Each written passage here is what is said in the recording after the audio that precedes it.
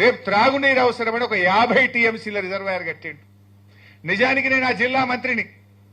నేను 1-2 సార్లు మాట్లాడినా, సార్ ల్యాండ్ ఎక్విజిషన్ బాగా ఇబ్బంది అవుతుంది, రైతులతో ప్రెజర్ వస్తుందంటే వారు ఒక మాట అన్నారు, హరీష్ కొద్దిమంది కుటుంబాలు నష్టపోతాయేమో, ఇప్పుడు కొద్దిగా కష్టమైతుందేమో, కానీ రేపటి లక్షల వేల కుటుంబాలు బతుకుతాయి.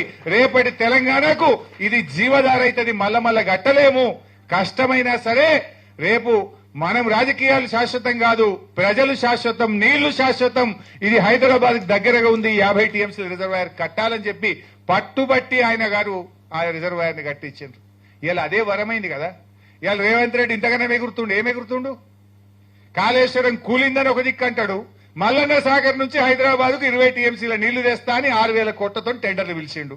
మరి కాళేశ్వరమే కూల్తే నువ్వు మల్లన్న సాగర్కి వెళ్ళి 20 టీఎంసీల నీళ్లు ఈ హైదరాబాద్ కు మంచి నీళ్లు మూసి శుద్ధి చేయడానికి ఎక్కడి నుంచి తెస్తావో సమాధానం చెప్పాలి మిస్టర్ రేవంత్ రెడ్డి.